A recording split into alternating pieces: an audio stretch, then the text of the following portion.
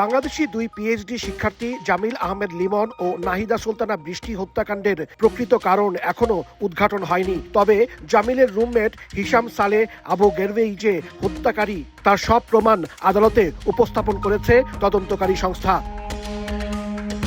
মঙ্গলবার আদালতে শুনানির সময় জামিল ও বৃষ্টির সহপাঠীরা উপস্থিত ছিলেন। খুনের তথ্য উপাত্ত ও প্রমাণ তুলে ধরে সরকারি আইনজীবী অভিযুক্ত হিশামের সর্বোচ্চ শাস্তি মৃত্যুদণ্ডের আবেদন করেন। হিশামের জামিন আবেদন নাকচ করে তাকে কারাগারে পাঠানোর নির্দেশ দেন বিচারক।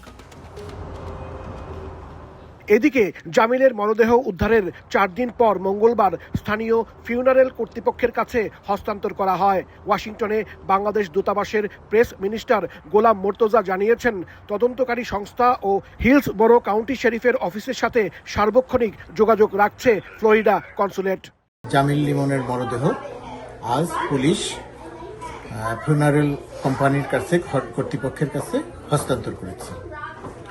মিয়ামির বাংলাদেশ কনসুলেট সাউথ ফ্লোরিডার বাংলাদেশি কমিউনিটির সঙ্গে আলোচনা করে এবং ইউনিভার্সিটি অব সাউথ ফ্লোরিডা কর্তৃপক্ষের সঙ্গে সমন্বয় করে এই সিদ্ধান্ত নেওয়া হয়েছে যে ফিউনারাল কোম্পানির কাছে মরদেহ হস্তান্তর করা হবে।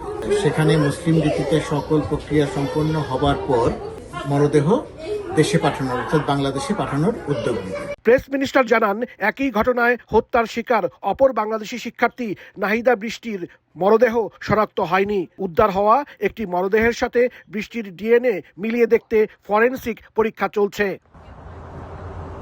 হাসানুজ্জামান সাকি, সময় সংবাদ, যুক্তরাষ্ট্র।